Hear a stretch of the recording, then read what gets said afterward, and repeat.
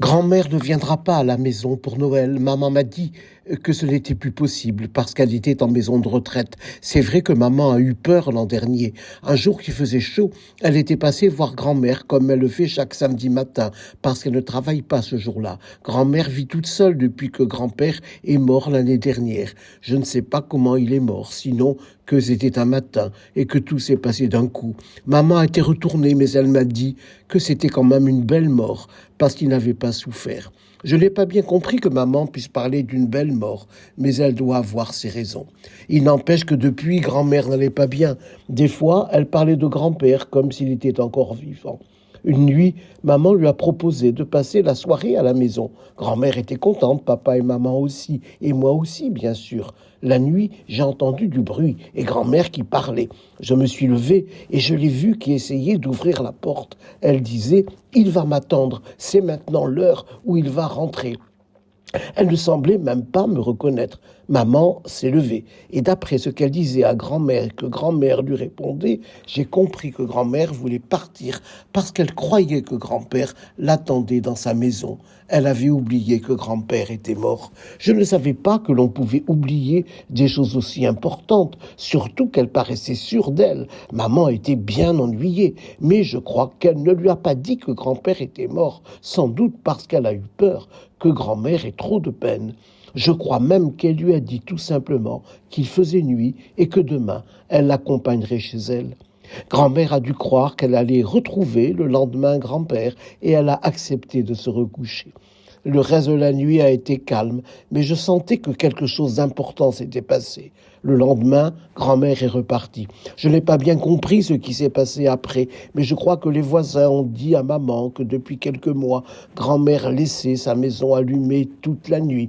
D'ailleurs, maman avait trouvé beaucoup de désordre dans son frigidaire, où grand-mère rangeait même le sel et le poivre, ce qui l'avait inquiété. Quelques semaines plus tard, maman et papa parlaient, et j'ai compris alors que le docteur avait dit que grand-mère avait une maladie du cerveau, celle qu'on appelle un Alzheimer.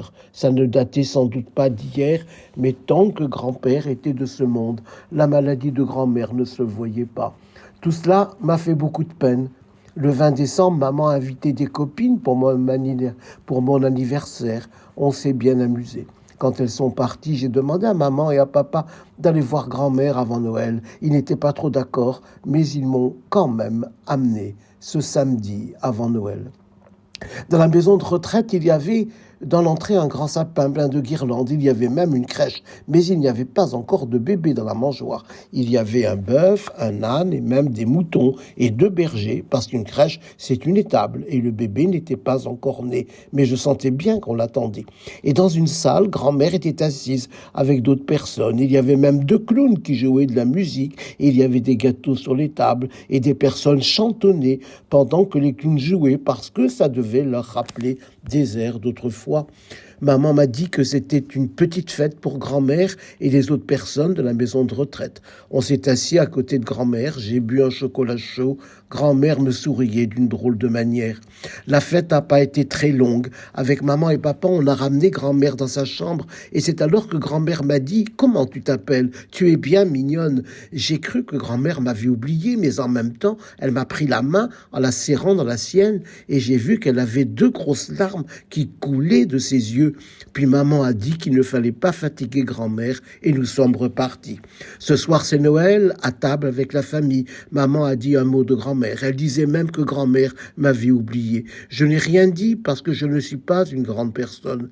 Maman et papa ont répété plusieurs fois que dans l'Alzheimer, on finit par tout oublier. Mais moi, je n'en suis pas sûr. Grand-mère n'avait pas oublié grand-père parce qu'elle voulait le revoir la nuit où elle avait couché à la maison. Elle avait juste oublié qu'il était mort. Grand-mère avait oublié mon nom, mais j'ai vu qu'elle avait pleuré en me prenant la main et en la serrant. J'ai compris qu'elle était triste d'être en maison de retraite, mais j'ai senti qu'elle m'aimait toujours. En tout cas, elle n'avait pas oublié de m'aimer.